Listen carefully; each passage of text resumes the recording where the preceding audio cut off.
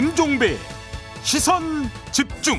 여러분 안녕하십니까, 김종배입니다. 국제 상황을 짚는 GB타임즈 시간인데요. 1부에서는 이란 문제 알아보겠습니다. 트럼프 미국 대통령이 이란을 공격할 수 있다는 가능성이 좀 커져가고 있는 것 같습니다. 미 국방부는 우려를 표했지만 트럼프 대통령은 결정권자는 나다 이러면서 선을 그었다고 하는데요. 미국과 이란 관계 어떻게 흘러갈지 짚어보겠습니다. 2부에서는 멕시코로 갑니다. 멕시코 정부가 마약 밀매 카르텔의 수장을 사살을 했습니다. 그러자 멕시코 전역에서 보복성 폭력 사태가 잇달랐고요. 수감자들까지 탈옥하는 이런 상황까지 발생을 했습니다. 혼돈에 빠졌는데요. 멕시코 상황 어떻게 돌아가고 있는지 자세히 들여다보겠습니다. 2월 28일 토요일 김종배의 시선집중, 광고 듣고 시작합니다.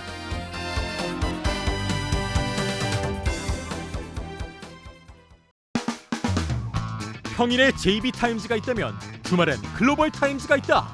테마로 알아보는 국제정치 GB타임즈. 네, 함께할 세 분 소개해드리겠습니다. 다큐엔 뉴스 코리아의 김영미 대표 모셨고요. 어서 오세요. 네, 안녕하세요. 세종대 글로벌 인재학부의 장휘 초빙 교수 모셨습니다. 어서 오세요. 네, 안녕하십니까. 서울신문의 송현석 기자 모셨습니다. 어서 오세요. 네, 안녕하세요.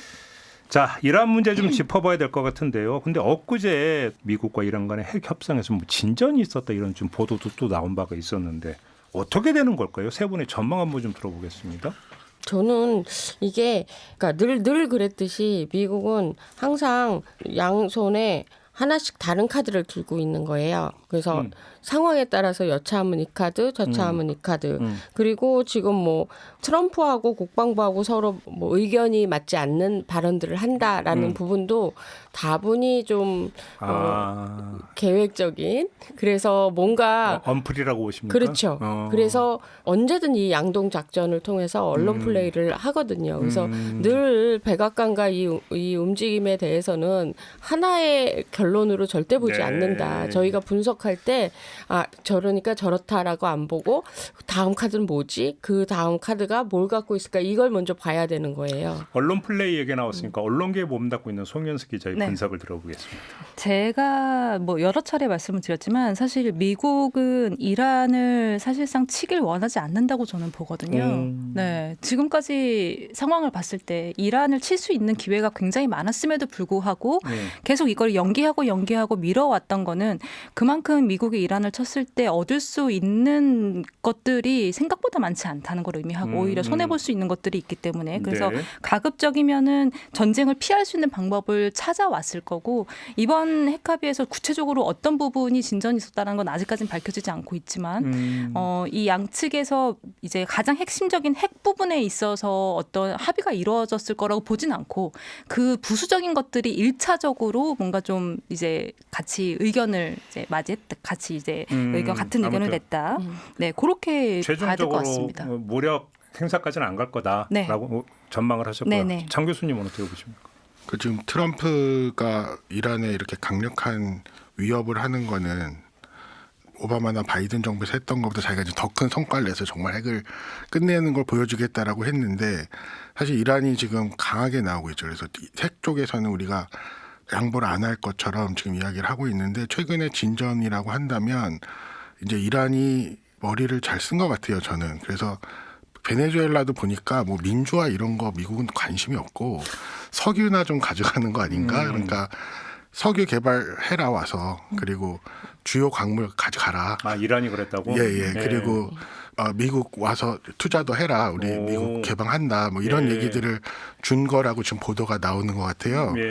그래서 오히려 지금 상황들이 그러니까 여전히 그 트럼프는 지금 핵 문제를 해결하겠다고 아주 단언을 했고 그리고 지금 압도적인 군사력을 동원해서 압박을 하고 있는데 의외로 좀 다른 방향으로 풀릴 수 있지 않을까라고 좀 조심스럽게 보고 있습니다. 그러니까 우리 송현석 기자와 장희 교수의 전망은 거의 같은 것 같고 네. 우리 김영미 대표만 모른다. 끝까지 가봐야 된다. 이런 입장이시죠. 저는 늘 이렇게 당해봤잖아요. 그 전날까지도 전쟁이 안 날 것처럼 뭐 아무리 높은 사람을 컨택을 해도 아니다 이러다가 아침에 그 뭐 어쩔 수 없었다. 뭐 이렇게 얘기를 하는데 예. 그러니까 지금 호르무즈 해협이 이란 앞바다이잖아요. 여기가 굉장히 좁고 또 전 세계 석유 그 유통이 여기를 통해서 많이 되고 있고 그래서 이 부분은 이란에게도 지금까지 정치 군사적 메리트이기도 하지만 다른 누가 통제를 하기 시작하면 새로운 메리트가 된다라는 거. 그것은 석유나 그 이상의 뭐 가스나 이런 거보다 훨씬 더 큰 이익일 수 있고 그리고 지금 당장은 이란이 머리를 잘 써서 그래 니네 뭔가 돈 되는 거 좋아하지 하고 이렇게 제안을 할 수 있겠지만 이게 결국은 양쪽의 발목을 잡거든요. 왜냐하면 이 명분에서 이제 이런 조건들이 명분에서 밀릴 수도 있어요. 그래서 나중에 이제 그 이란 사태의 가장 중심적인 거는 국민들이 원하는 건 민주주의거든요. 그러면 민주주의를 석유로 사고 핵 문제로 사는 건데 이렇게 됐을 때 원칙적 명분이 많이 흔들릴 수밖에 없고 또 핵을 소유한 나라는 약간 양보와 많이 양보와 아무런 차이가 없어요. 완전 포기 말고는 그렇죠, 진전이 왔다 한들 그렇지. 별 차이가 없더라고요. 그래서 그렇죠. 이 말들이 전부 이렇게 정치적 수사어로 전 들립니다. 근데 이제 트럼프를 두고 비즈니스맨이라고 하니까 네. 그러니까 비즈니스 측면에서 보면 항모 한 척을 띄우는데 뭐 하루에 1억 이렇게 네. 된다면서요. 그래서 이제 군사 훈련 하는 때도 이제 경비 따지고 이랬던 게 트럼프잖아요. 네. 지금 어마어마하게 띄웠잖아요, 이란 쪽으로. 그렇죠. 이제 본전 뽑아야 될 거 아닙니까, 트럼프 입장에서는. 본전을 뽑고 싶으니까 지금 그래서 이제 그게 아까 얘기했던 네. 그 협상 그 내용이거든. 그렇죠. 본전을 뽑고 싶으니까 경제적인 부분으로 접근을 하고 이제 이란은 그거를 미국은 어쩔 수 없이 그냥 마지못해 받는 것처럼 받아서 어쨌든 아주 최악의 상황을 피하고자 하는 거지만 예. 그 배경에는 사실 이 필드에 진짜 나가야 되는 군사 쪽, 그러니까 국방부 쪽에서도 계속 만류해 왔던 어떤 의견들이 또 적용이 됐다고 저는 보거든요. 그렇기 그래요? 때문에 이제 이란이 어떤 경제적인 미끼를 던졌을 때 미국이 다 필요 없어. 우리는 반드시 너희들 핵을 없애버릴 거야라고 강하게 나가지 않는 이유 중에 하나가 이제 그런. 근데 또 이란 입장에서 하메네이 입장이라 이렇게 볼 때 완전 개방이라고 하는 게 이른바 신정 일치 사회에 이게 신정 일치 사회를 지킬 수 있는 것이냐라는 또 근본적인 체제의 문제가 제기가 될 거 아니에요. 이란 입장에서는. 이게 당장 급하니까 그렇게 얘기를 했을 거라 보여지고 이슬람 시아파의 그 뿌리 깊은 DNA는 신정 정치 외에는 받아들일 수가 없어요. 뭐 다른 헤즈볼라도 그렇고 그 다른 시아파 국가나 단체들 봤을 때 저는 이게 물과 기름이라고 생각하는데 이게 어떻게 섞이겠어요. 그래서 제가 봤던 시아파의 신정 정치는 그 무엇과 이게 정치적인 어떤 개념을 양보할 수 있는 수준이 아니에요. 그리고 뭐 완전 개방이라고까지는 아직 아닌 것 같고요. 그냥 일부 특별히 허가하겠다라는 정도가 아직 구체적인 예, 내용은 그러니까 아직 안. 어떤 한 구역을 울타리 쳐놓고 예, 예. 여기서만 그렇죠. 움직여라. 여기서만 놀아 이거죠. 그리고 지금 뭐 미국이 전쟁을 수행할까라는 것에 대해서는 많이 이제 의문이 제기가 되고 있는데 물론 저도 예측을 하라면 예측을 못 하겠습니다. 왜냐하면 뭐야 또 입장이 왜 바뀌어? 그러니까 이렇게. 안 할 것 같긴 한데 그쪽으로 가는 방향으로 보이지만 예, 양다리 걸치고 있는데 지금. 양다리를 그러게요. 거쳐야 되겠습니다. 예.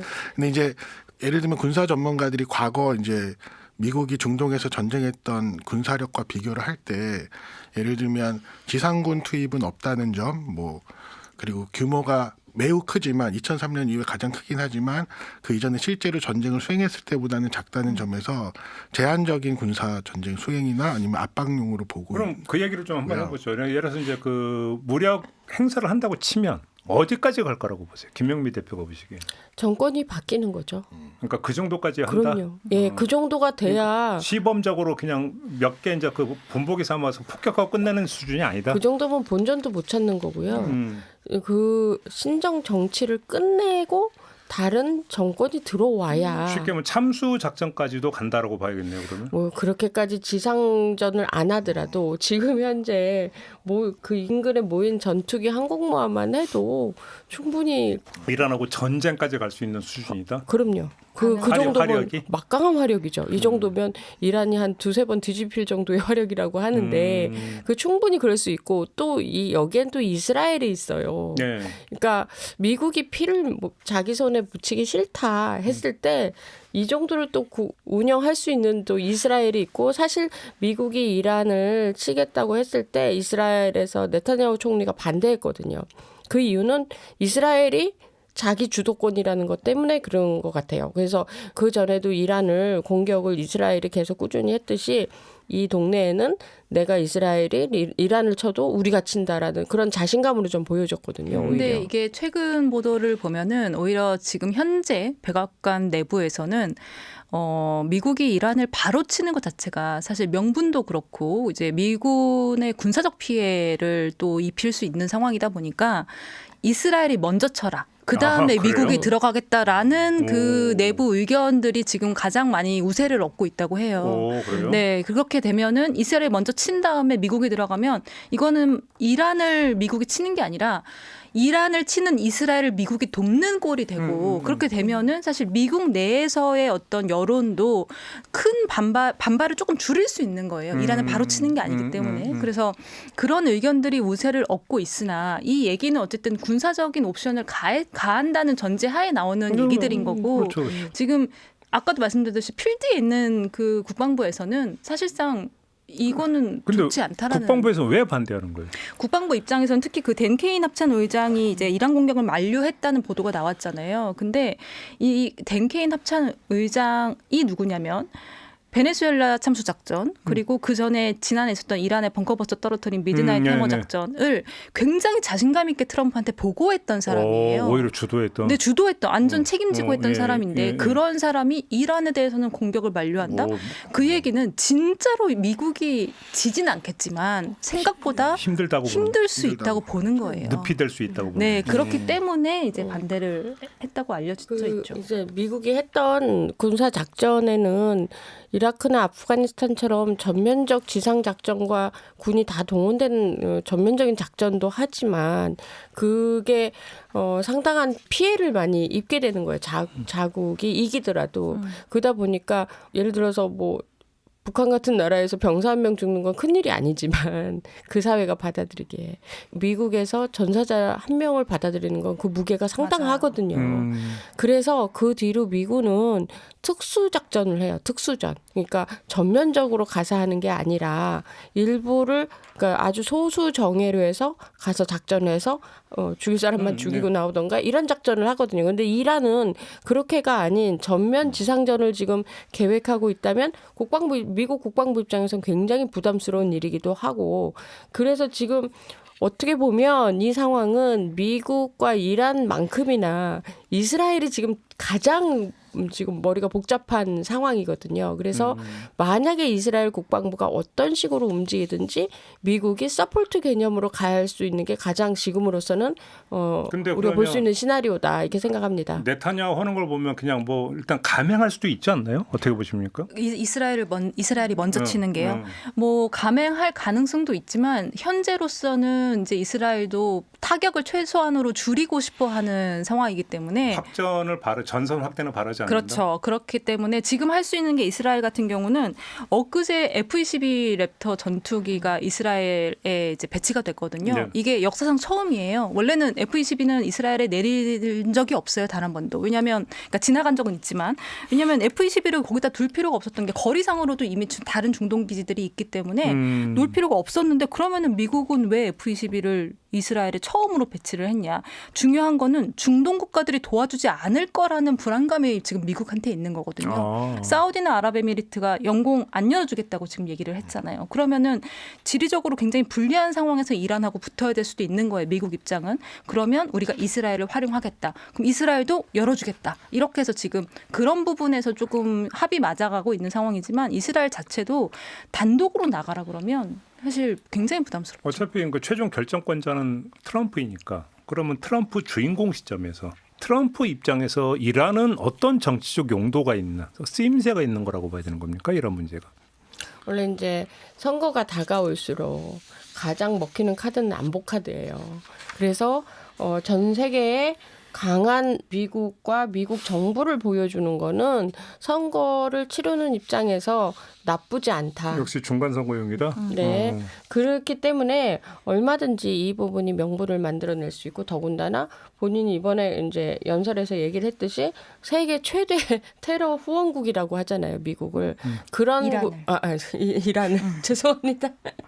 근데 어쨌든 그렇게 되다 보니 이렇게 프레임적으로 봤을 때 그런 어마어마한 테러 나라가 핵무기를 보유한다, 그러면 어린아이에게 굉장히 위험한 무기를 주고 있다라는 그런 인상들을 계속 언론 플레이를 하고 있는 중이기 때문에 이것도 하나의 빌드업일 수 있겠다. 시기가 문제이면 선거 직전에 조금 더 효과가 그러니까 있을 때 그때 아마 하지 않을까라는 예측도 있습니다. 중간 선거용이라면 지금 타이밍이 너무 빠른 거 아니에요? 빠르진 않고요. 그러니까 왜냐하면 그 트럼프가 그 생각하시면 돼요. 노벨상 받기 위해서 어느 정도 전부터 노벨상 자기가 받아야 된다고 얘기를 했는지. 안 돼요. 우리 네. 저기 우리 국민이 받아야 우리 돼요. 응원봉 시민들이 받아야 돼. 안 돼. 맞습니다. 근데 트럼프가 그 노벨상 받으려고 1년 전부터 얘기를 했어요. 이란전도 마찬가지거든요. 물론 이제 보도에 따르면 원래 이란을 칠 계획은 1월 중순이었어요. 그러니까 베네수엘라 마두로 참수작전 직후에 사실 이란으로 치고 들어가려고 했는데 그때 트럼프가 입수한 정보가 뭐였냐면 이란 탄도미사일 2,000기 가지고 있다는데 이거였거든요. 그래서 이제 미뤘던 거고 그 이후에 지금 뭐부터 계획을 한다고 해도 이란을 치고 나서 그 이후에 수습하는 과정들까지 생각해 보면 사실 아주 이른 않다? 시기는 아닙니다. 그리고 뭐 트럼프는 이란에 대해서 사실 그 연설에도 보듯이 내가 핵을 없애겠다가 지금 제일 그 중요한 거고, 근데 그게 사실 계획대로 잘 안 되는 것처럼 보여요. 왜냐하면 이 정도 했으면 포기할 법도 한데 지금 이란이 말을 안 들어? 예, 근데 트럼프나 그러니까 위트코프가 인터뷰한 거나 그걸 보면 왜 얘네가 이렇게 했는데 말을 안 듣지? 약간 이런 상황이고. 아니, 그러니까 오바마 때 했던 핵 합의 그냥 가면 됐던 거 아니에요? 그냥. 그렇죠. 근데 어쨌든 오바마가 정치적인 어떤 이런 액션을 하려면 그대로 가면 핵은요. 핵을 가지고 있다는 것 혹은 핵 국가에 대한 공격을 한다는 것 이런 것들은 늘 그게 그 합의대로 갈 수가 없어요. 왜냐하면 정치적인 명분으로도 항상 움직이는 거기 때문에.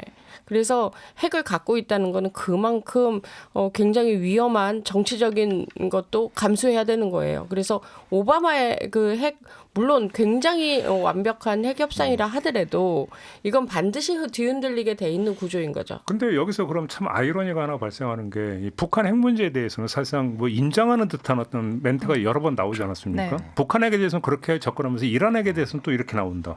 뭔가 좀 이게 일관성이 없는 그런 부분 아니에요? 왜냐하면 북한 둘 다 똑같이 뭐 핵에 대해서 굉장히 좀 예민해져 있는 국가들이긴 하지만 북한 뒤에는 러시아, 중국이 있고요. 이란 뒤에는 없어요? 아무도 없어요. 그냥 만만하다 이거죠? 심지어 헤즈볼라도 이번에 선언을 했습니다. 이번에 그 미국하고 이란이 붙으면 자기네들은 군사적 개입 안 하겠다고. 안 하겠다고? 안 하겠다고. 왜냐하면 이란 배신 아니야 배신? 그러니까 이란 돈으로 자기네들의 세력을 키워 나놓고서는 네. 당장 군사적 개입은 자기네들은 하지 않겠다고 지금 선언했어요. 그 이란 뒤에 아무도 없어요. 그럼 군사 공격하라는 말보다 더 심한 말 같은데 그거. 근데 이런 근데 헤즈볼라가 배신이라고 하는데 헤즈볼라 쪽의 입장을 들어보면 어쩔 수 없는 선택이에요. 안 그러면 다 죽는데요. 그러니까. 이번에 그 이스라엘이 헤즈볼라의 굉장히 중요한 인물들은 다 제거를 했어요. 그러니까 말만 뻥끗하면 바로 날라와서 죽는데 그런 가운데서 개입한다고 말할 수는 없었다고 생각해요. 그래서 좀 억울할 것 같아요. 헤즈볼라가 들으면. 마지막으로 이란 분위기는 지금 어떻습니까? 그래서 지금 사재기 또 발전기 사기 또 스타링크 이걸 이제 들어오기 그것도 국경을 넘겨서 스타링크를 넘기는 게 굉장한 군사작전 방불케 해요. 그래서 그렇게라도 해서 외부하고 끊이지 않으려고 이란 시민들이 굉장히 노력해요. 만약에 우리가 이 모든 게 끊기는 가운데 무슨 일이 벌어지면 우리는 정말 비명 한번 못 지르고 죽을 수 있다라는 위기감이 굉장히 많은 것 같고 예. 어디까지나 이제 과거 왕정이긴 하지만 그 팔라비 왕조가 다시 들어오는 시나리오를 이란 시민들이 원한다는 게 참 신기하더라고요. 이란 시민들 다수가 원한다고 그렇게 단정할 수 있어요? 그것도? 지금 현재 정부만 아니라면 누구라도 오면 좋겠다라고 생각하는 시민들이 거의 전 다수라고 보거든요. 그게 아니면 어떤 방법이 나오지 않을 만큼 이란 내부의 민주주의 위기가 굉장히 심하다. 그리고 저번에 그 학살당한 그 사건들이 굉장히 큰 트라우마를 남겼더라고요. 그래서 또 이런 사건이 벌어지면 뭐 10,000명, 20,000명에서 그치지 않는다. 10만 명, 20만 명이 죽을 수도 있다라는 위기감을 시민들이 갖고 있더라고요. 외신 보도를 보면은 뭐 이제 정치적으로는 그렇게 판단하는 시민들이 많고, 그리고 개개인적으로 봤을 때는 집단 분류가 굉장히 확산하고 있는 그런 이제 분위기라고 전해지고. 집단 뭐요? 분류. 그러니까 우울감이나 상실감, 불안감들이 너무 확산하다 보니까 삶의 의지를 굉장히 좀 떨어뜨려지는 상황들이고, 그런 것들이 지금 이란 사회 전역에서 지금 벌어지고 있는 감정적인 부분이다. 근데 일단 먹고 살기도 너무 힘들어요. 물건을 살 수가 없대요. 그래서 거의 한국과 물가가 비슷할 정도로 식료품 가격이 올라갔기 때문에 이 부분을 언제까지 이란 시민들이 버틸 수 있을까? 이것도 굉장히 위급한 사안이라고 생각해요. 트럭에 집회 싣고 가야 커피 산다고. 네. 그래서 한 해외 활동가가 온라인에 2주치 식량과 물을 비축하라 뭐 이런 얘기를 썼더니 이란 시민들이 2주씩이나 하루 먹을 것도 없는데 2주씩이나 2주를 어떻게 비축하냐 그러니까 뭐 이런 서방 세계가 봤을 때 이란과 이란 시민들이 자신들이 피부로 느끼는 위기 상황은 좀 다른 것 같습니다. 그러니까요. 힘든 거 그냥 결국 무고한 시민들이고. 하메네이는 어디서 뭐 하는지를 좀 알려줬습니까? 하메네이는 계속해서 메시지를 벙커 안에서 내고 있습니다. 그러니까요. 자, 알겠습니다. 자, 이란 상황 좀 이렇게 짚어봤고요. 잠시 전하는 말씀 듣고 이번에는 멕시코로 가겠습니다. 때로는 날카롭게, 때로는 삐딱하게, 그러나 매 순간 섬세하게 시선이 필요한 우리 사회 곳곳을 살펴봅니다. 김종배의 시선집중. 네, 김종배의 시선집중 토요일 코너 GB타임즈 세 분과 함께하고 있습니다. 송현석 기자, 장희 교수, 김영미 대표 세 분과 함께하고 있는데요. 이번에는 멕시코 상황 짚어보겠습니다. 시발점은 멕시코 마야광 사살인데요. 사살당한 이 사람은 어떤 사람입니까? 네, 네메시오 오세게라 세르반테스 일명 엘멘초라고 부르는 인물이고, 할리스코 신세대 카르텔이라는 조직을 이끌었던 인물입니다. 59세고 가나나 농가 출신인데 젊었을 때 미국 캘리포니아에서 마약 관련한 범죄로 체포된 적이 있는 사람이고, SNS랑 영상 등을 활용해서 이제 공개적인 뭔가 그 조직의 과시를 이제 했던 사람도 이 사람의 아이디어였고, 직접 대중 앞에 모습을 잘 드러내지 않는 은둔형 두목이었던 것으로 알려지고 있습니다. 그리고 이 사람이 이끌었던 이 카르텔, 이게 2009년에 조직된 조직인데 전 세계적으로도 굉장히 강력하고 무자비한 범죄 조직 중에 하나로 악명이 높았고요. 특히 멕시코 정부군을 상대로 공격을 거침없이 해왔던 것으로 유명한 그런 조직입니다. 예를 들어서 멕시코 카르텔 중에서 가장 먼저 역사상 최초로 헬기를 동원한 조직이고요. 그리고 드론이나 폭발물을 투하하거나 지뢰도 설치하는 그런 조직으로 알려져 있습니다. 거의 준군사 조직이죠. 준군사 조직이고요. 지금 우리가 이제 과거에 많이 알았던 마야광 엘차포라고 있죠. 엘차포 있었죠. 네, 엘차포가 미국에 세포된 이후에 세력이 많이 약화되고 나서 멕시코에서 가장 빠르게 성장했던 조직인데, 그럼 최대 마약 조직 이렇게 보면 되는 겁니까? 현재로선 그렇습니다. 멕시코 국방부가 이 엘멘초를 포함해서 총 4명을 현장에서 사살을 했어요. 그리고 이번에 그 엘멘초 사살 작전은 미국이 정보를 제공을 하면서 일정 부분 참여한 것으로 알려지고 있습니다. 근데 문제는 그래서 보복 폭력 사태가 발생을 해서 최소 60명이 사망을 했다. 네. 상황이 어느 정도인데 그래요? 지금 이 엘멘초가 이끄는 조직 말고 다른 카르텔까지도 보복에 나서면서 지금 폭력 사태가 굉장히 확산이 된 거고요. 예. 총 8개 주에서 번졌는데 이 중에 하나가 저희가 월드컵이 열리는 이제 도시인 거죠. 그래서 문제가 됐던 거고, 할리스코주의 과달라하라라는 지역입니다. 이 할리스코주가 이 엘멘초가 태어나고 활동했던 거점지예요. 그렇다 보니까 조금 더 과격한 그런 반발이 나오고 있고, 뭐 차량이 불에 타거나 도로가 봉쇄되고, 유명 관광지에서는 관광객 수천 명이 밖으로 못 나와서 리조트 안팎에서 이렇게 고립이 되고 있는 그런 상황들도 벌어졌습니다. 아니 근데 이게 비유하자면 도마뱀 꼬리 비슷한 게, 머리를 제거를 하더라도 그 밑에서 다시 그러니까 치고 올라오면서 조직은 얼마든지 정비할 수 있는 거잖아요. 충분히 가능하죠. 근데 멕시코 정부로서는 지금 월드컵을 앞두고 상징적으로 우리가 치안을 굉장히 유지하고 있다는 액션을 좀 보여줘야 돼요. 왜냐면 우리 이제 대한민국에 살다가 멕시코 가서 살면 그 위험이라는 게 서로 상대적인 그 평가가 되는 거예요. 제가 이 구달라하라를 간 적이 있는데 제가 굉장히 그때 이제 기억에 남았던 게 뭐냐면 밤에 뭔가 막 총소리가 들리고 난리가 난 거예요. 그래서 되게 무서웠는데 아침에 일어나서 호텔에 물어봤거든요. 아니 지금 이랬는데 굉장히 위험한 거 아니냐 그랬더니 굉장히 자연스럽게 아니야 괜찮다고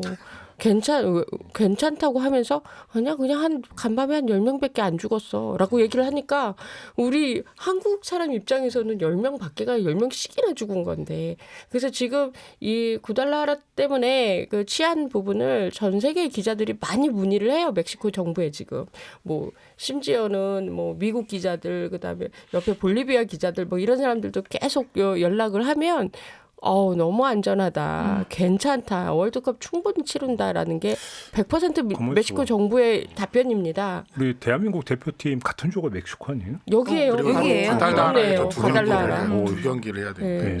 그래서 이제 그 불안감이 제가 봤을 때는 멕시코 내부에서 나온 게 아니라 국내에서 먼저 그 불안감이 터져 나온 거죠. 이러다 진짜 우리 선수들 거기서 경기 못하는 거 아니야? 경기하다가 사고 나는 거 아니야? 선수들도 이제 이런. 문제인데 이제 보러 가는 이제 한국 그쵸, 관광객들 관광객들. 안전이 문제인 안전도 거죠. 문제. 거기에 미국인도 있을 것이고. 아니 그래서 이게 이제 그럴 수는 있어요. 비행기로 미국 본토에 있다가 경기 직전에 가서 경기만 하고 그다음 뭐 여러 가지 방법이 그거야 있는데 돈 많은 사람들 얘기고. 아니 어쨌든 뭐 비행기로 선수들이니까 국가대표니까 그럴 수는 있겠지만 이 CJNG 이 조직이 항공력도 장악하고 있거든요. 그러니까 헬기를 들고 댕겨요. 얘들이. 그러니까 우리 영화 신세계에서 나온 골드문 같은 조직이에요. 다 가지고 있습니다. 건설도 가지고 있고 항공도 가지고 있고 군사력도 가지고 있고. 그러면 1인자고 2인자고 이관계를 썼어야지. 아니 근데 지금 이 조직에 왜 이 엘멘초가 어떻게 사살됐나 이거를 좀 물어보러 연락을 했더니 거기서 하는 말이 그 엘멘초 밑에 이제 2인자가 있대요. 그래서 이 2인자는 엘멘초의 어떤 사적인 정보를 정부에 흘렸다는 오해를 받고 있다는 거예요. 골드문이라니까요. 그래서 이 주먹의 세계는 다 비슷한가 보다. 그러니까 이정재군요, 그러니까. 예, 그렇죠. 그래서 얘는 제거될 수밖에 없는 대상이었다라는 얘기를 하는 거 보고 굉장히 근데 놀랐는데 그런 얘기가 지금 국내까지 전해질 정도면 ม็시코에서 쫙 퍼졌고 근데 안전해요? 그 사람이 지금? 그러니까 안 안전한데 안전하다고 하는 거예요. 그러니까 아니 조직에. 2인자. 2인자가 그래서 지금 어떤 상황이냐면 그 승계 이제 작업이 이루어져야 됐잖아요. 근데 네. 아직까지는 아니에요. 왜냐하면 아직까지는 그 주변에 추모 기간이기 때문에 주변에 그 카르텔도 다 같이 힘을 모아서 지금 정부에 반격하는 시기인 거고. 속칭 혹시 당금이 이러시는 거예요? 그러니까 그 이후가 되면 왜냐하면 제가 봤을 때는 딱 월드컵 끝나고 이후거든요. 딱 그 시기가 너무 위험해질 거예요. 왜냐하면 월드컵 끝나고 나서 국제 행사 끝나고 정부도 약간 해이해져 있는 상태가 오면 그러면 이제 카르텔 각각의 내부에서는 후계자 구조를 취임식도 하고 그쵸, 해야 뭐 되는 그렇게 상황이 해야겠죠. 오고 그렇게 되면 아까 말했던 그 2인자 정보를 팔았을 것이라고 의심되는 2인자 그리고 이제 사망한 엘멘초의 아들이 있거든요. 아들도 조직원인데 지금 미국에 수감되어 있어요. 그렇다 보니까 세력은 약하지만 어쨌든 그러면은 이 가족이 또 승계 받아야 되는 거 아니냐라는 가족 쪽에 붙은 조직원들이 있고 그리고 이게 골드문이랑 똑같다고 했잖아요. 강경파 중심으로 군사적인 행동이 가능한 그룹 그리고 돈줄을 쥐고 있는 왜냐하면 마약을 판 돈을 계속 돈 세탁을 했어야 되기 때문에 이걸 또 잘하는 조직들이 있거든요. 여기서 이제 어느 쪽에서 후계자가 나올 것이냐에 대한 다툼이 있을 겁니다. 완전 이거 누아르 스토리인데. 똑같습니다. 신세계랑. 아니 그래서 이런 이제 멕시코의 마약의 세계는 드라마 소재도 많이 되고요. 영화 소재도 많이 돼요. 근데 이제 CJNG가 좀 새로 떠오르는 옛날보다는 지금 옛날에 이제 세타스라는 조직이 거의 장악을 했었는데 세타스가 지고 말하자면 이제 신세대 조직이라고 말하는 CJNG가 이제 장악을 하기 시작하면서부터는 본인들의 무장력 이런 것들도 과시하고 그리고 굉장히 홍보 영상도 잘 만들어요. 그러다 보니 청소년들이나 그다음에 멕시코 실업률도 높잖아요. 그래서 여기는 쉽게 말해서 대기업인 거예요. 그래서 여기를 입사하기 위한 자기들끼리 또 세력 다툼도 막 있고 지금 과달라하라에 큰 조직으로 치면 7개가 있대요. 그 7개 안에서 약간의 이제 뭐 이렇게 상납 구조로 돼 있는 조직이 있고 맞서는 조직이 있고 그랬는데 이번에 이 상황이 벌어지면서 가장 그 강경했다고 할 수 있는 엘멘초 이 사람이 이제 떠남으로써 그 공백에서는 새로운 구도가 또 만들어지는 거예요. 아무튼 그래서 보복 폭력 사태가 났는데 치안 상황이 지금은 어떤 상황이래요? 그러면? 현재는 지금 이 멕시코 자체는 정부가 동원을 다 해서 군사력이나 이런 걸 다 동원해서 경찰까지 들여서 최대한 치안 유지를 하고 있다고 얘기를 하고 있고 그 증거 중에 하나가 이 과달라하라 같은 지역, 그러니까 할리스코주의 여러 지역들이 이 폭력 사태가 발생하고 이틀 동안은 최고 치안 경보가 이제 내려졌었는데 그게 이틀 만에 이제 취소가 됐거든요. 이제 그거는 그만큼 정부가 온 힘을 동원해서 지금 막고 있다 최대한 이제 이거를 보여주는 건데 네. 말씀드린 것처럼 이게 과연 6월까지 아직 시간이 좀 남아 있는 상태인데 6월까지 과연 계속 유지할 수 있을 것이냐. 특히 미국의 도움을 받지 않고 물리적으로 정보를 받는 거 말고 이게 일단 첫 번째 관건이고 멕시코 입장에서는 당장 지금 미국 대법원이 관세 무효 판결을 내리긴 했지만 이미 그 펜타닐 관세를 막고 있는 상황에서 여기서 6월까지 잘 이거를 이렇게 막아내지 않으면은 관세를 중간에 또 맞을 수 있는 상황이거든요. 그래서 굉장히 좀 긴장해서 온 힘을 다 동원을 해서 지금 이걸 치안을 좀 정리하고 있는 상황입니다. 치안이 아까 김영미 대표님도 말씀하셨지만 지금 그런 폭동 사태에서 진정이 된 것 같긴 한데 멕시코 자체가 사실은 그 지역 특히 지역에 가면 카르텔들이 완전히 장악한 마을들 이런 것들이 있고 그래서 이제 우리가 보통 이제 학자들은 그거를 이제 뭐 조직 범죄에 의한 그 강제 이주라고 부르는데 멕시코 같은 경우에 작년 한 해 120만 명이 자기가 살고 있는 곳을 떠나서 왜냐면 그 지역에 있다 보면은 그 안에서 완전히 카르텔이 장악해서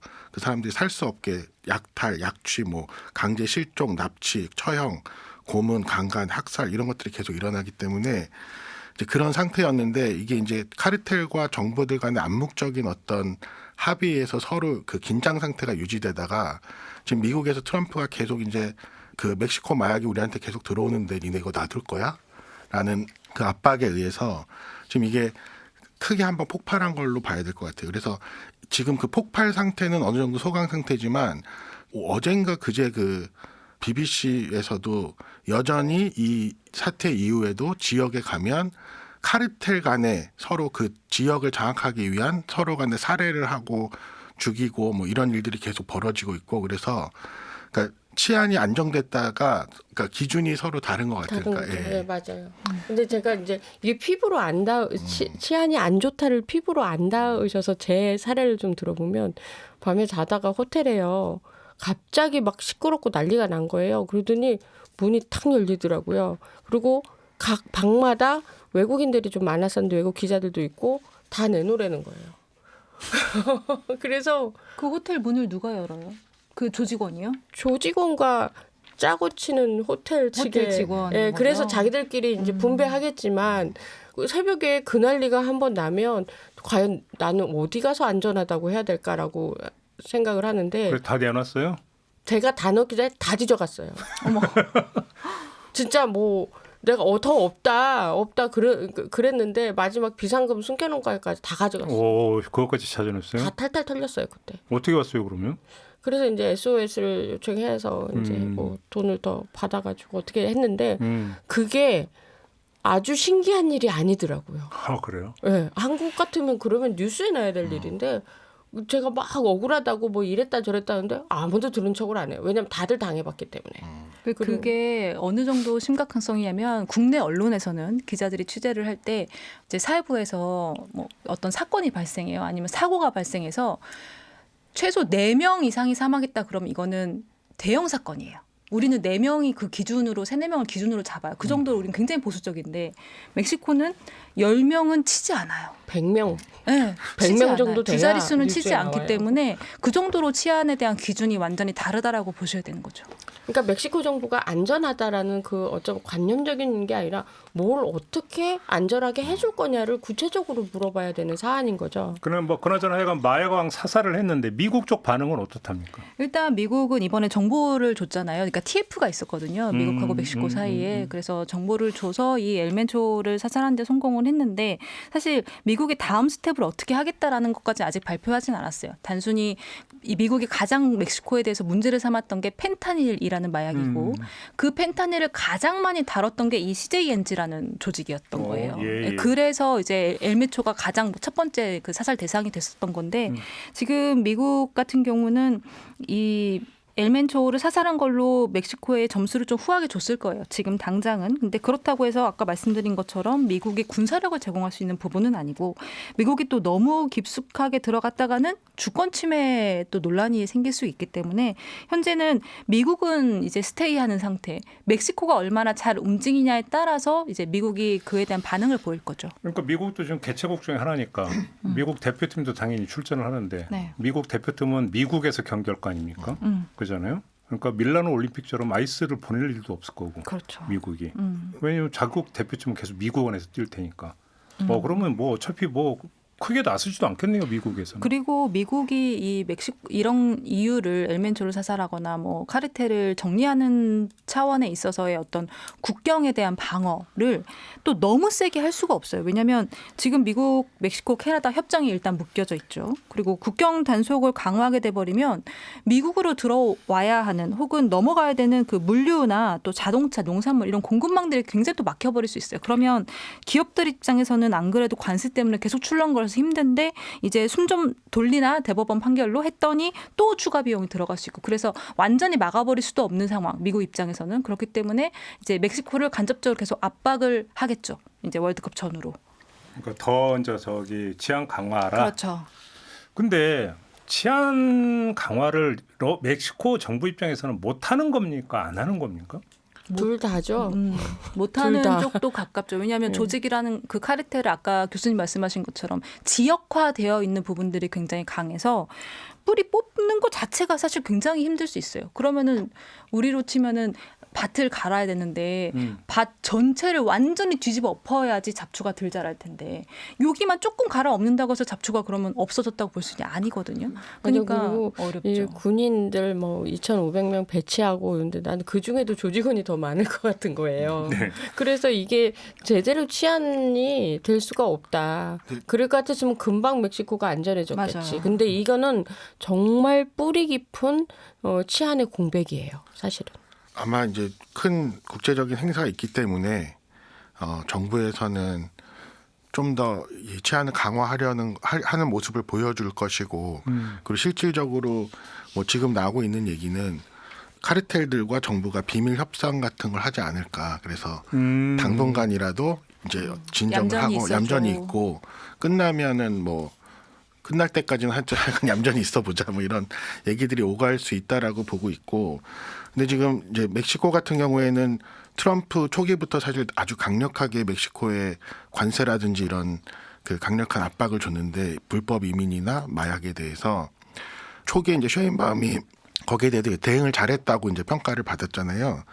근데 지금 이제 하나 문제는 그 베네수엘라 마두로 대통령 재판 과정에서 베네수엘라 정부랑 멕시코 정부가 뭐 연관이 돼서 펜타닐 마약이 들어온 게 아닌가라는 그런 증거들이 제시가 되고 있고 이제 그런 것들도 셰인바움한테는 이제 미국에 대한 압박을 계속해서 받아야 되는 그런 좀 불리한 상황에 처하지 않았나 이렇게 보입니다. 그러니까 우리가 이제 조폭 영화를 보면 조폭들이 하는 말이 있잖아요. 우리는 양아치가 아니라 건달이다.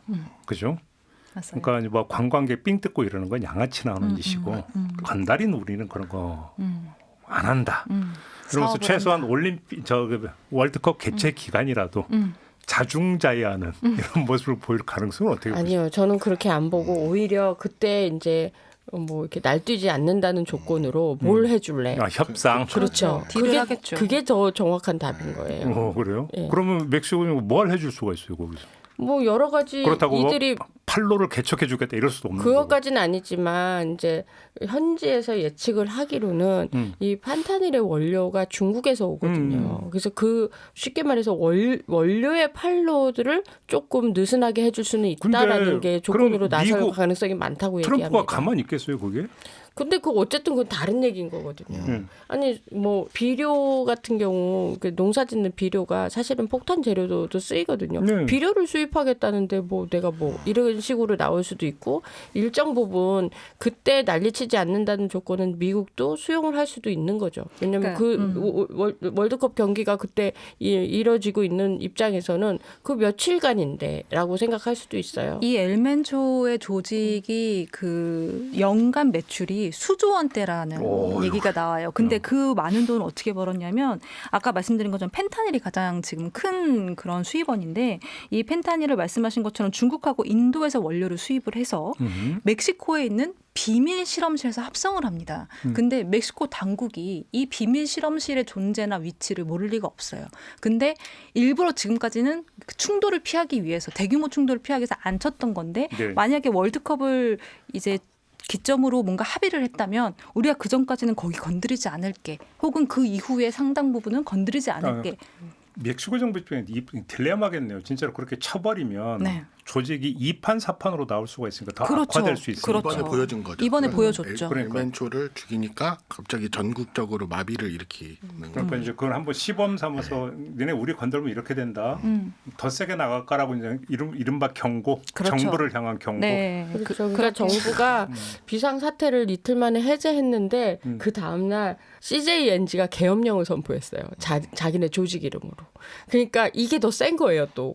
그 이런 치안의 부재라고 하는 것보다 이제 공권력의 불확실성으로 가버리는 거예요. 그랬을 때는 정말 치안이 어느 정도인가 잴 수도 없거니와 앞으로 이제 이런 원래 그 조직의 수장이 죽으면 2인자가 등극했을 때는 나는 수장보다 더 이 조직을 더 확장할 수 있어. 능력이 더 많아라는 그런 것들을 보여주기식이 그런 행동들이 나와서 그다음에 사실 더 위험해지거든요. 그러니까 1인자가 죽으면 그다음부터는 이 조직이 더 막 간다는 얘기거든요. 그래서 혼란이죠. 그래서 이런 월드컵을 계기로 이렇게 될 거라는 걸 멕시코 당국이 몰랐을까?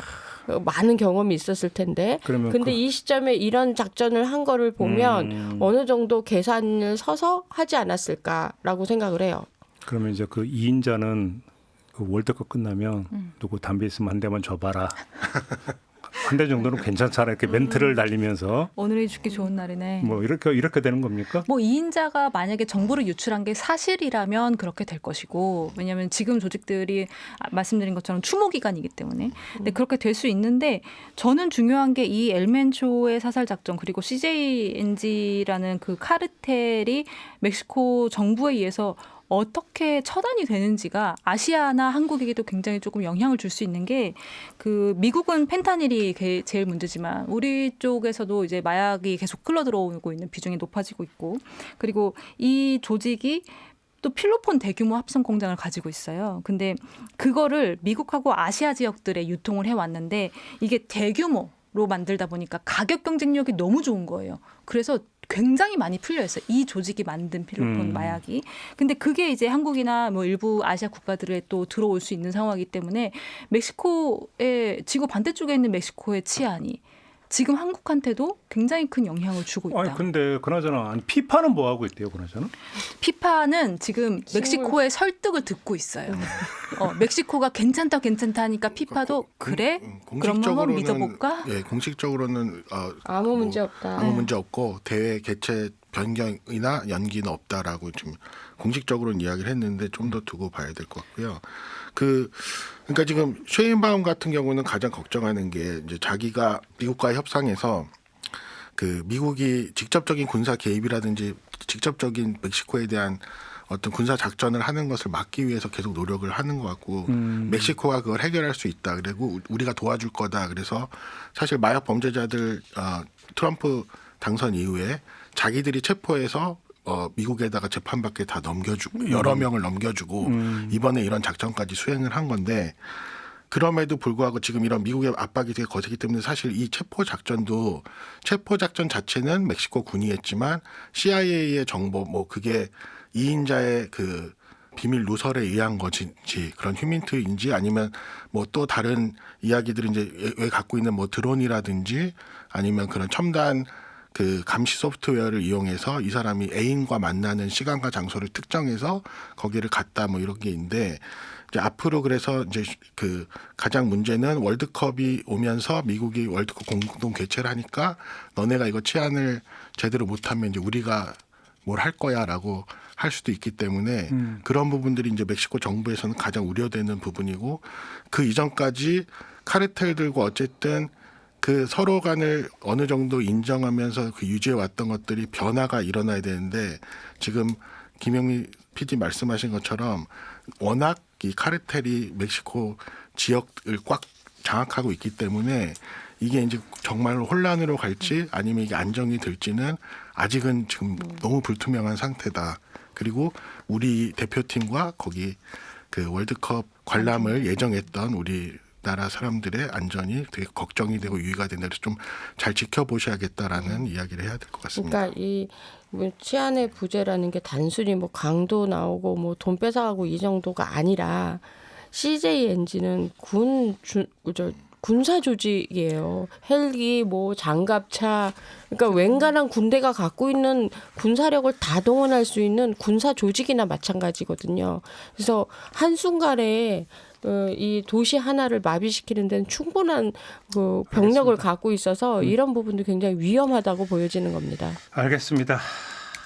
월드컵은 축제여야 되는데, 그죠?